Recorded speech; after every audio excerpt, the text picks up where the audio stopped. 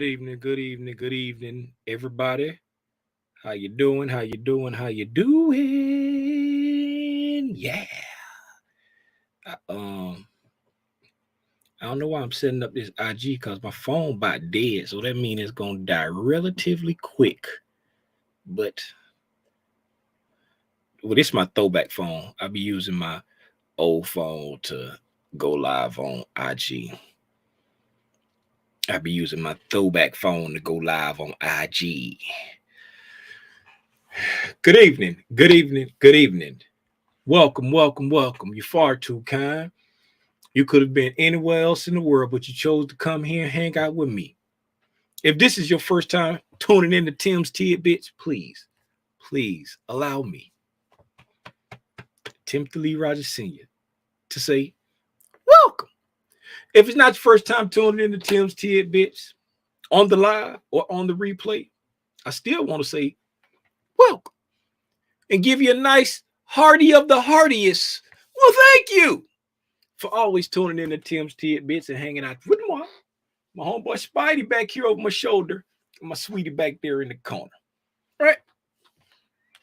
If you don't know who I am, like I said previously, my name is Timothy Lee Rogers Sr. I get on Al Gore's internet every single day, and I talk about the price action, dealing with the S&P 500, the ES futures, to be more specific, and we also talk about the SPY, the ETF that tracks the S&P 500. Why do I do this? Because I truly believe that understanding how to read the price action is a very valuable tool to have in your back utility tool belt when it comes to trading and investing in all things stock market.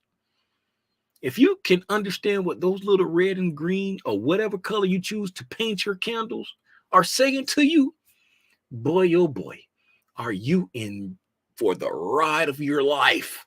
Life-changing stuff going on over here in this neck of the woods. Believe me.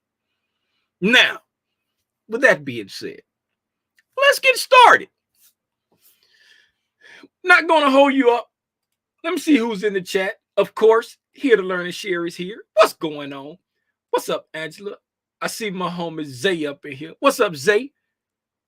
Shout out to homie Zay, who had the creepiest of the creepy Easter bunnies at his crib.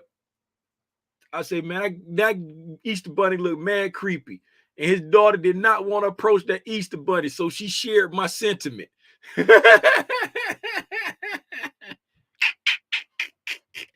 Hey, man, shout out to everybody that's tuned in. We're going to go ahead and get into it, man. Let's get into it.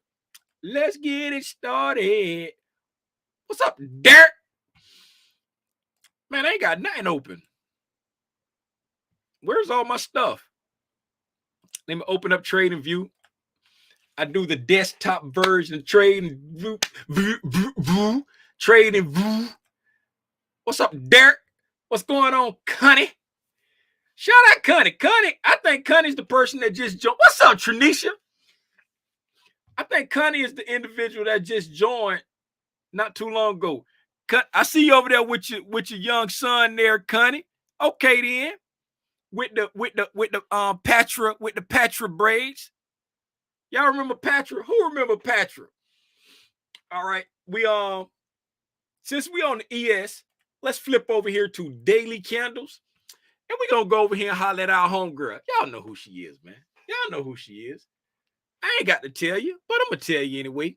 If you look over here where I'm moving my mouse around, you see 1, 2, 3 tickers down. There is a ticker. Welcome, Connie. Welcome. I appreciate you for tapping into the memberships. There's a ticker here that says SPY, right? Around here, we call it Spalene. We even wrote a song for it. If you know the lyrics to the song, please do me a favor. Sing along on the count of 3. 1, 2, 3. Here we go. Spalene, Spalene. Where you at, baby? Here I go. Hey, how you doing? Dollar, what you wait, Dollar? I'm glad that you came through. Oh, Spalene, girl, what you done do? Spalene, you still sliding to the right. Sliding to the right. Nowhere. As y'all can see, These are daily candles, right? In customary stock market fashion, the market made a move prior to CPI and then slid to the right. Slid to the right. What do you mean, Tim? The majority of the time, when you got big news events coming out like CPI, FOMC, rate decisions, stuff like just big market moving stuff, the market will typically make a move, a big move up or down, and then just consolidate, just moving into that news. The market gets to a place that it considers to be fair value, right? Notice this area right here, we was consolidating there once before. Now we consolidating there again. Like the market sees this as fair value. Another place, another time for all of the how to figure out if that's fair value or not, which low and which high you want to go to. Probably from this low, this high to that low. That'll probably put you at 50% right there. Let's go ahead and do it because everybody gonna be like, hey, why you ain't do it? Why you ain't do it? I'm just eyeballing it. So we're gonna come over here, put on our handy dandy consequent encroachment. Consequent encroachment! And look at there. Right there. We consolidated there. This is this midpoint right there.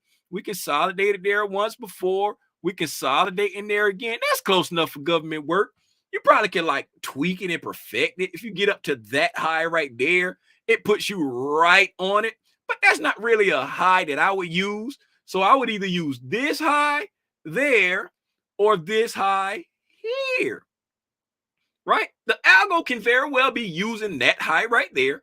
But why? Because that was a failure swing from the beginning of the year. That's the yearly high, right? Not the yearly high, but that's the failure swing from the yearly high before we start to drop down to the yearly low.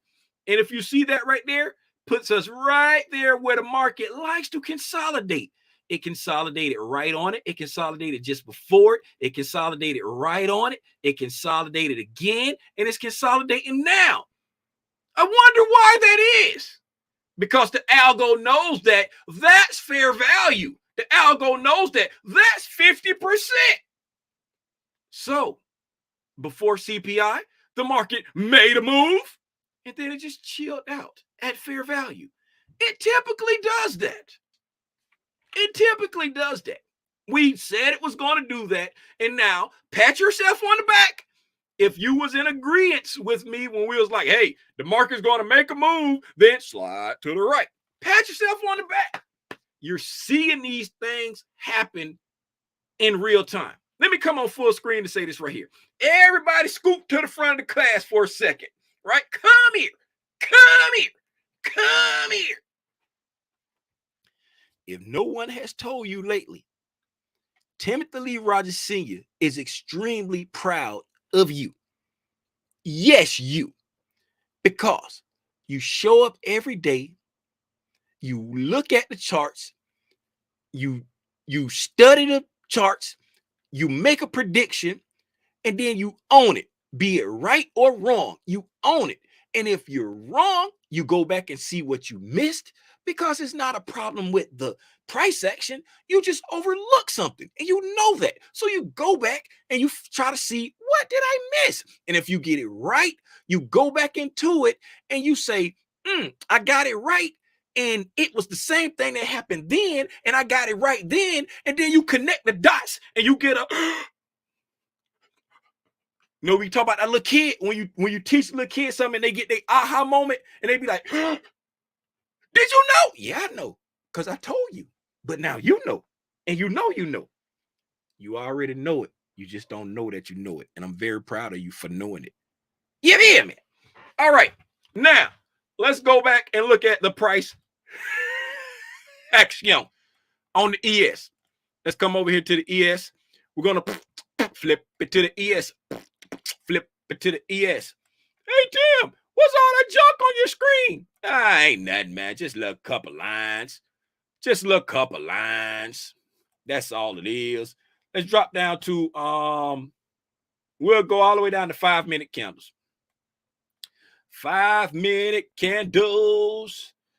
So we can see this is 9:30 in the morning.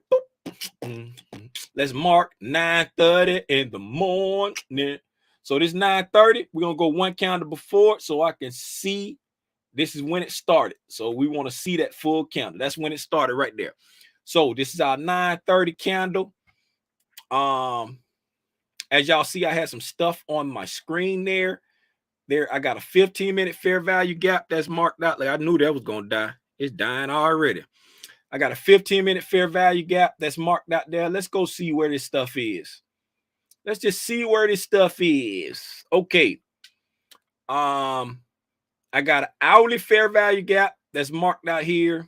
We talked about this before. This is stuff that was on my higher time frame. This breaker is from the hourly. Okay, let's go back for anybody who might have missed this stuff. We're going to go back. We're going to go back. We're going to go way back. So, starting from the top, this is the high from last week, Tuesday, if I'm not mistaken, the 4th. Yes, last week, Tuesday, that's the high. This right here is the low from last week, Thursday, right? Weekly high and low. This is a 1 hour SIBI, right? I know you're probably looking at this and saying, Tim, why didn't you mark it all the way down to that candle? I thought a fair value gap was a 3-candle pattern where candle 1 and candle 3 don't share price. You are absolutely correct. But if you draw your attention over here to this candle made on Friday, right? We traded up into a great portion of that SIBI and we traded back down, right? We offered buy side and sell side. This right here was only lacking in buy side. So we offered the buy side up to there. Then we offered sell side and got away from there. So therefore, the only portion of this fair value gap that's still left unattended to is this little slither right up here. That's why I marked it to the high of that candle right there, because that's the only portion that was still lacking in buy side, right? So there, that's why I marked that like that. Coming over a little bit more, this right here would be what they call a breaker, right? It's 3 candles there. If you don't understand what breakers are, go back and look at the ICT videos or look at the lingo playlist on my channel under breakers. That is a breaker, right? On the hourly chart. Right here, this is a fair value gap, a BISI to be exact, right here on the hourly, formed by the 3 p.m. candle from yesterday. Yes, 3 p.m. candle from yesterday formed this BISI, right? And then there's a 15-minute fair value gap. Now, okay, that's the buy side there above yesterday's high, Tuesday at 5 a.m. Yes, that's the buy side above yesterday's high. And this is the, today. That's the buy side above today's high during the London. That's the buy side above the London high that I had marked out. And this is the sell side below this morning's low. The red line, sell side liquidity. If you see the SSL over there, green line, buy side liquidity above London's high. And this right here was the high from Sunday. I just never moved it out of the way. And that right there was the low from yesterday. I just never moved it out of the way because TradingView connects Sunday and Monday candle together. So that's the high and the low from yesterday's daily candle. Okay, so we took that out this morning. Oh, we didn't talk about a lot of that. So we took that out this morning and came up and made the high. Then we sold back down, came into this fair value gap and this breaker, right? Bounced back up off of it, came all the way back up to fill in this fair value gap right there after this break in market structure, came back down, right? Came back down into the breaker again, right? Probably went into something a little bit lower, maybe even this implied fair value gap that's right there. If you don't know what implied fair value gaps are, go back and look through some of ICT videos. He talked about it in some of the newer videos. I talk about it in some of mine. Can't promise you where it is, but it's there. Okay, so then now that caught us up to speed to where we are now. Let's go to the 15-minute and point out that SIBI that was created with the 645 candle, 645 this morning. We talked about this extensively because it was a beautiful short coming off of that SIBI this morning. We covered that in great detail. Go back and study that from this morning's lesson. It was beautiful walkthrough of a ICT 2022 mentorship entry. Also off of my personal entry, combining the breaker with a fair value gap. Beautiful, beautiful setup. Go back and study that. Now, from 9:30, right? From 9:30, after coming down, taking out the sell side liquidity, hitting this fair value gap in the breaker, right? That's what the hourly fair value gap in breaker. We pushed back up into this fair value gap right there. We pushed up into the fair value gap right there. Overshot it just a little bit. Probably overshooting stuff and not really trading very, very accurate, because the market, if you do not know, the market is in a high state of divergence. Let me show you what I'm talking about before we move on, right? I'm going to add in, I'm going to go to the daily chart real quick. I probably should have, I said it at the right time. I'm going to add in the NQ. That's the NASDAQ futures for anybody who don't know. And I'm going to add in the YM. That's the Dow futures for anybody who don't know, right? If you look at the daily candles, let me hide all of this stuff real quick. Oh, wrong thing. Okay.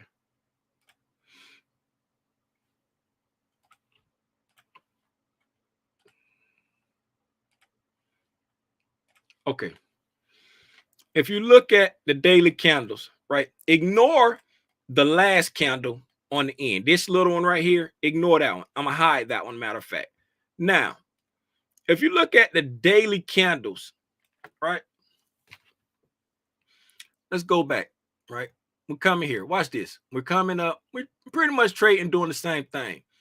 When we get right here, we notice something weird, right? Look at the NQ and look at the ES and look at the Dow. We noticed something weird on April 3rd, last Monday, right? That looks strange. Okay. Then coming over, right? They're all red, but the NQ still look a little different. It's like, it's just not as much movement, right? And then it gets real apparent right here.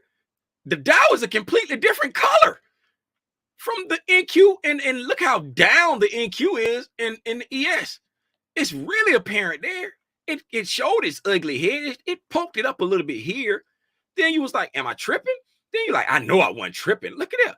And then look at over here. The Dow is like barely green, pretty much flat on the day, right? A whole whopping 0.01%, right?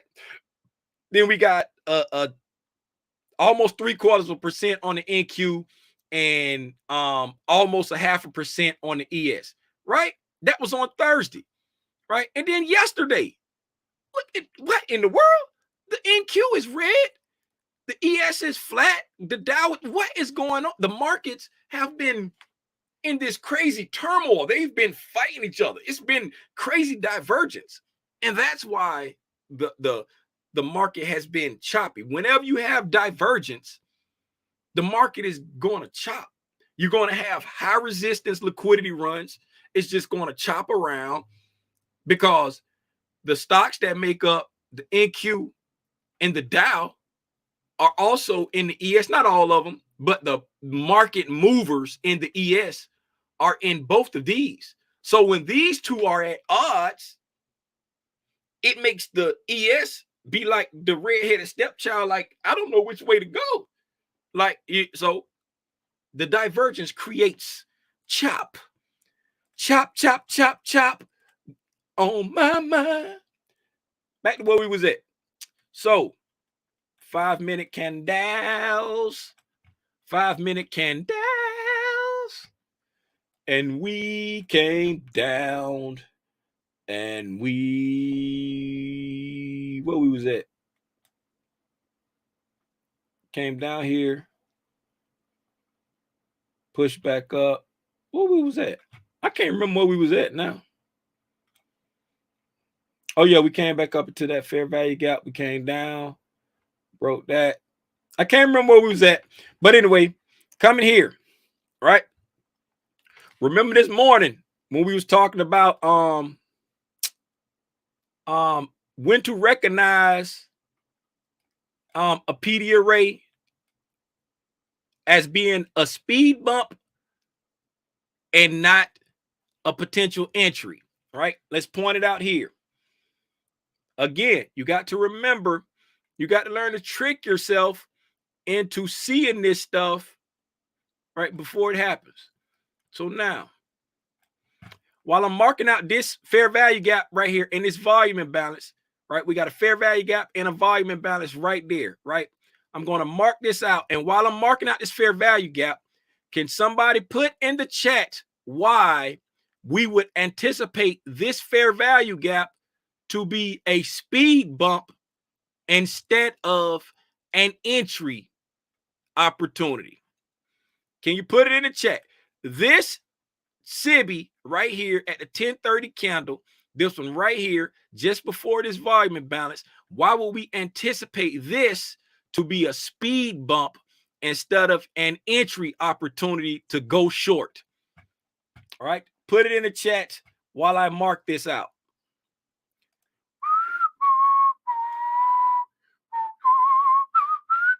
What's this, 5 minutes? Negative fair value gap, 5 minutes. 5 minutes. 5 minutes. 5 minutes. 5 minutes. Now let me squanch it up a little bit. Let y'all take a peek, see at the overall price. You really don't need to look at overall price action, but let you take a peek, see. Took liquidity already. Very, very good. Very, very good. Took liquidity already, right? In this case, the balanced price range is not the reason why we'll be looking at this. In this case of this balanced price range right here, right, where we left it, in this case coming back up to it, we would anticipate it to just cut through it without any resistance, because we have the first part of what Here to Learn and Share left off is we came to a destination right here. We came to a destination of a fair value gap and a breaker from a higher time frame, right? And then we took out sell side liquidity up under this low right here. How do you know we took out sell side liquidity, right? If we look right here, when we went below it, we wicked back up. When we came below it again, humongous wick right there. Telltale sign that liquidity has been taken after getting to a higher time frame destination PD array support level, right? This is a discount PD array, and when price is above the PD array, we anticipating it to support price. How far down do we give it? To the low of the PD array to support price. We want to see price respect mean threshold, consequent encroachment. If it can't even get to mean threshold, consequent encroachment, that's just like, that make it real juicy. But the bodies of the candle is respecting the mean threshold. The wicks do the damage, the body tell the story, right? So the wick is saying, hey, we have just ran liquidity after reaching a higher time frame PD array, right?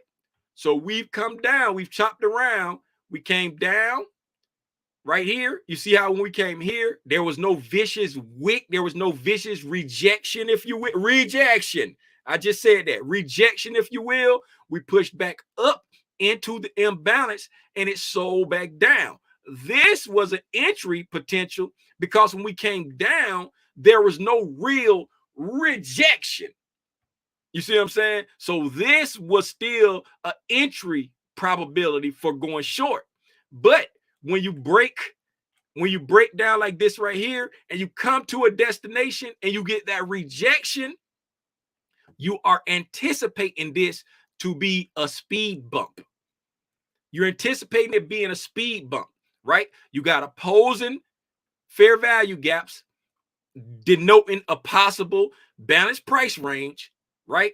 We just ran sell side liquidity, right? So it's very unlikely that price will hit this balanced price range just to run sell side liquidity again. So that's why you anticipate that to be a speed bump. And if we continue on, as you see, it was a speed bump, right? It was a speed bump. And then what did price do with that speed bump?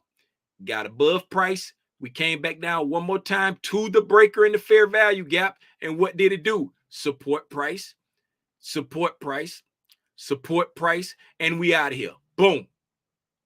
Pushed up, hit this fair value gap from the morning, right?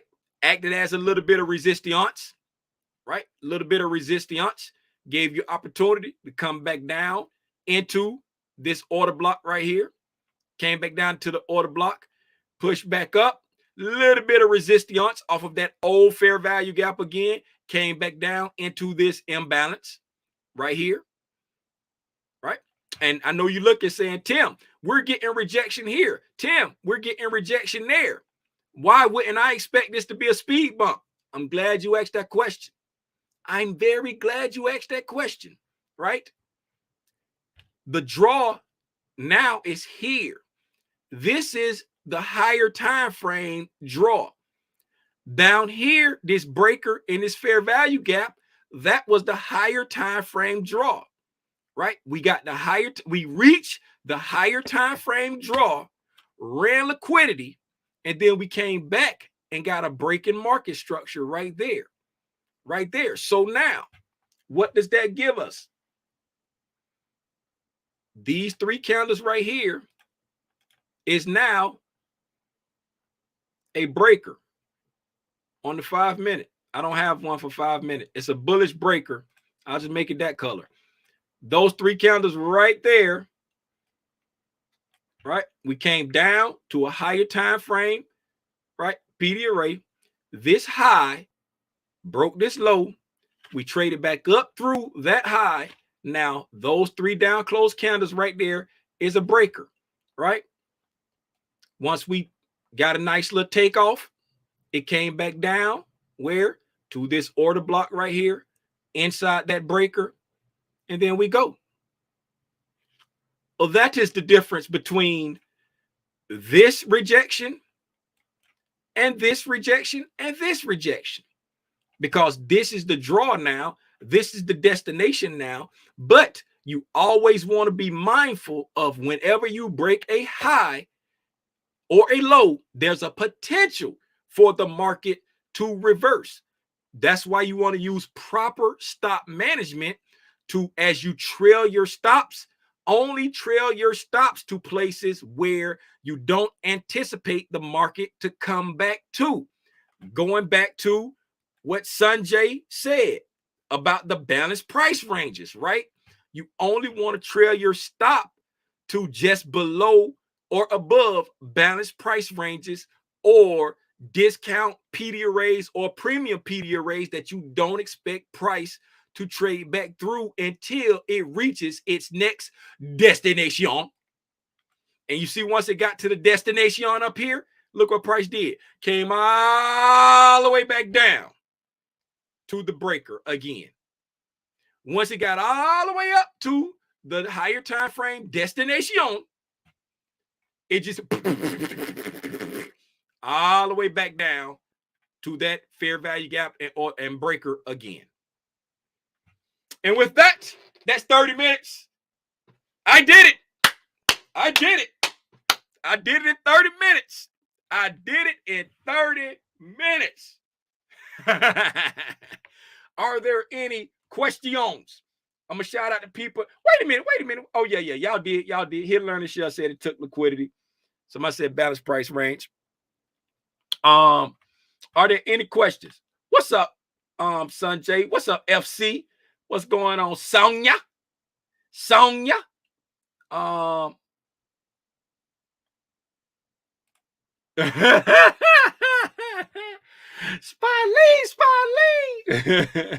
What's up, Robinson? What's up? I ain't say what's up, Lil Hulk. What's up, Lil Hulk? What's going on, Linda? What's going on, Rhonda Green? What's happening, Stacks? What it do? What it do? What's up, Seawalk? You're very welcome. Are there any questions? Are you trying to kick us out quickly tonight? Nah, I ain't trying to kick y'all out. I made it in my 30 minutes. I said I was going to try to keep them to 30. I made it in my 30 minutes. You know what I'm saying? Hey, hey man, I ain't got nothing else. We already broke that down. For anybody that's interested or thinking about doing like the funded account challenges, Apex got like 80% off all the accounts right now. What's up, baby? How you doing? My sweetie in here. Apex got 80% off their account, all the accounts right now. If you interested in it, make sure you understand what you getting into when you deal with it. But hey man, you can't beat 80% off nothing. You feel me? And you got 30 days to pass it. Man. I think a couple other ones got like some sales they got going on, but I don't really rock with too many of them. It's only like a few, like UProfit, Apex, and Elite was the only ones that piqued my interest of possible candidates for me to try to rock with. Elite, they got some stuff I don't like about them, so they kind of got knocked out the box. But UProfit and Apex, they both are good. One thing I did find out about Apex, doing some extensive research, one thing that really made Apex move up higher on my scale, because we was talking about funded accounts the other day, and like UProfit was like leading the charge. But what really made Apex lead the charge above UProfit is that if you get like their regular accounts, right? Their regular accounts, they're trailing. Once you, during the evaluation, the trail and drawdown don't never stop during the evaluation. But once you get funded, once you get your PA account, right? Once you get funded, whatever your drawdown is for your account, once you make that, once you get $100 above that, that's your cushion, and your drawdown don't follow you no more. So that really like made them stand out to me. You know what I'm saying? Because with UProfit, it's always going, whatever account you get, it's always going to be that amount of drawdown you got based off of your highest realized gain. It's if it's $2,000, it's always going to be $2,000 from your highest realized gain, right? But with Apex, if it's $2,000, right? Once you make $2,100, your minimum loss is just say if you got a $50,000 account and your drawdown is $2,500. Once you get your account to 52,600, that's where your drawdown stays. Now you can't never go lower than 52,600 or you're gonna blow your account, but your drawdown always stays at 52,600 if you got a $2,500 drawdown.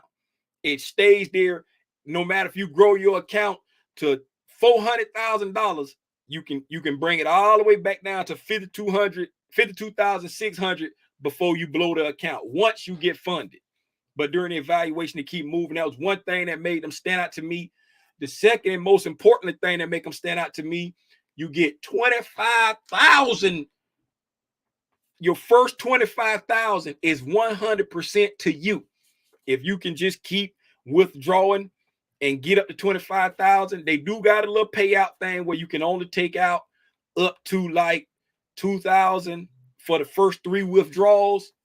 You know, it's the first 3 months. But if you can keep staying consistent, the first 25,000 come to you 100%. And then 90-10 split is the split. 90% to you, 10% to them. And so I was like, hey, that put them up there for me. And they offer where you can pay one time instead of paying that monthly $85. Same thing with you profit, where you can pay one time. You pay that one-time fee, depending on what size account you got. You ain't got to pay that $85 a month. So that's what boosted Apex above you profit for me. So now Apex is in my crosshairs, right? Apex is in my crosshairs.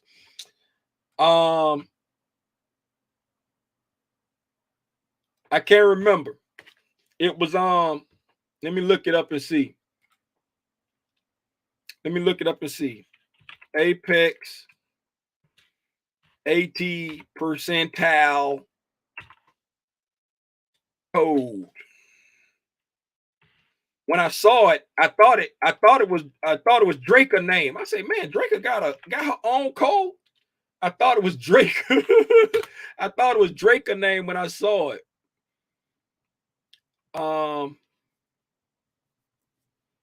Because it said ON something. It said ON. I thought it was saying like Drake's name, because Drake. Let me see. I ain't seen. I just saw it earlier.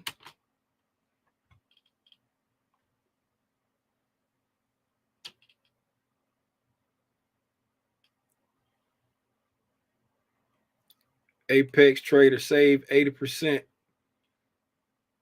Oh no, that's a 50% off. That's a 50% off. That ain't the right one. That's a save 50% off. But it had one. This right here say save 80. Try save 80. I don't know, because they might have not just updated that. But it say save 80.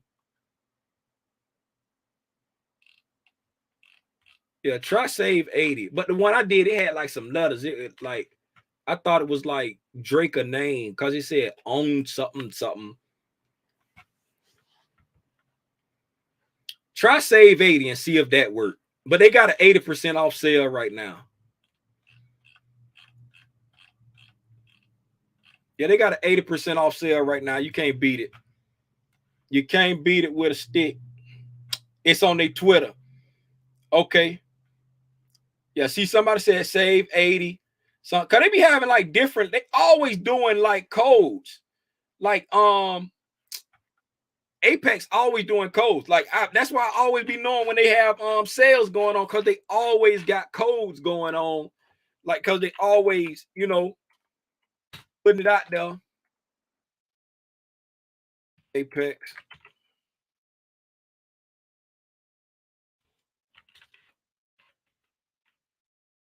Apex funding.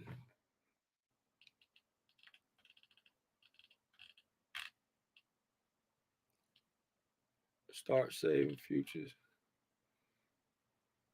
Right there, yeah. Offer ends 4/18. That's the one Stacks was talking about right there. For that right there, for that code there, that ATF to get 80% off. I saw another one that had save 80. I want to say, who had the rabbit? Somebody had a rabbit on that thing. That might have been Elite that had the rabbit on there. Because it's so many, it's so many different codes that be saying like 80% off. But you can't beat it. Because just imagine, if you sign up for a challenge that's $150, you take 80% off, you only gonna be spending like $30. You know what I'm saying? $30, $35, whatever. You can't beat that. You spend $30 at McDonald's by yourself. Stacks, get off my screen. All right, man. That's all I got, man. I ain't got nothing else. I appreciate y'all for hanging out with me. We was able to knock it out in 30 minutes. Then I spent 10 minutes running my mouth. Hey, man. Y'all know how I like to always end it. Don't put off till tomorrow what you can say today. Let your loved ones know that you love them right now. Don't just say it. Don't just show it. Say it, show it, then confirm it. Because the worst thing in the world is try to express your love for somebody and then they don't receive it because you weren't saying it in the way that they need to hear it. Right? Open up the lines of communication so that y'all know how to communicate effectively. And everybody will be in a happier place because everybody is just showing their love and it's just blossoming and it's growing. If your parents are still here, call them up now, man. Hey, mama. Hey, daddy. I love you. Reach out and talk to them. Let them know how much you love them. Show them how much you love them. Do not put off till tomorrow what you can say today, because one day tomorrow ain't going to come. It might be your tomorrow. It might be their tomorrow. But one day tomorrow is not going to come. And the worst thing in the world you want to do is let that tomorrow come and you have some kind of unresolved issue with somebody. It can be a family member. It could be a friend. It could be a foe.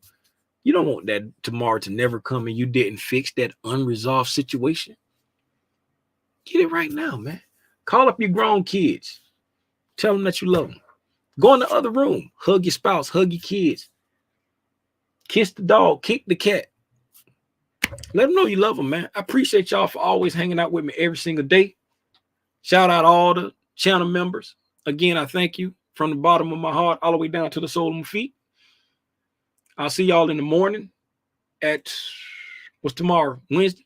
See y'all tomorrow at 9 o'clock for the overnight price. Action. Till then, y'all be safe. Enjoy your families, man. Enjoy your dinner. Whatever you're going to do, gone.